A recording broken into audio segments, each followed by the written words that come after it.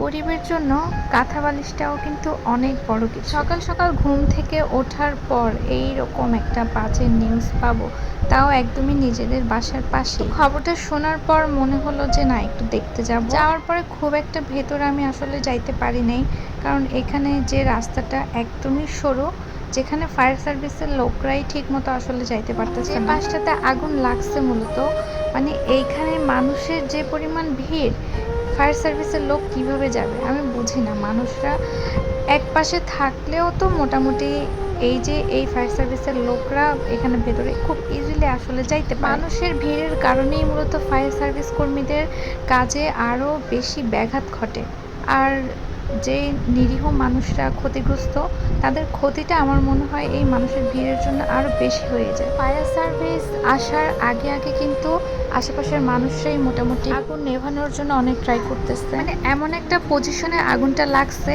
কোনোভাবেই না ফায়ার সার্ভিসের গাড়িটা এই দিক দিয়ে যাওয়ার কোনো সুযোগ ছিল না।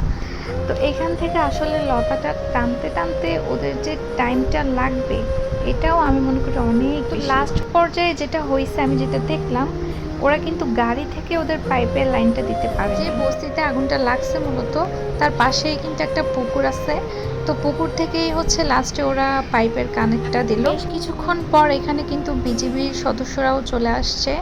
তো ওরা আসার পরে মূলত যেটা হয়েছে, মানুষের ভিড়টা অনেকাংশে কমাইতে পারছে। তবে আরেকটা বিষয় হচ্ছে, যেভাবে আগুনটা লাগছে, এটার আশেপাশে যদি কোনো বিল্ডিং থাকতো, ওই বিল্ডিংগুলোতেও আগুন লাগার পসিবিলিটি ছিল। যাই হোক, আল্লাহ এই মানুষগুলোকে ধৈর্য ধরার তৌফিক দান করুক। ওদের এই ক্ষতিটা কিভাবে পূরণ হবে আসলেই জানা নেই, কারণ সব কিছুই তো পুরো একদমই ছাই। প্রথমে ফায়ার সার্ভিসের গাড়ি একটা থাকলেও পরে কিন্তু আরও 2 থেকে 3টা গাড়ি চলে আসছে। ফায়ার সার্ভিসের সার্ভিসিংটা ভালো হলেও রাস্তার জন্য ওরা প্রপার সার্ভিসটা আসলে দিতেই পারে না। মানুষের কি পরিমাণ কান্না, হাহাকার। যাদের 2 বেলা 2 মুঠো কোনো রকম খেতেই অনেক কষ্ট হয়ে যায়, তাদের এভাবে সর্বস্ব হারিয়ে যাওয়া, মানে এটা ইমাজিন করতেও অনেক খারাপ লাগে। তবে সরকার চাইলে মানবিকতার দৃষ্টিকোণ থেকে এই গরিব মানুষগুলোর জন্য কিছু করে দিতে পারে, কারণ আগুন তো ওদের সব কিছুই নিয়ে নিল। ওদের এখন পায়ের নিচে মাটিটাও ঠিক মতো ওরা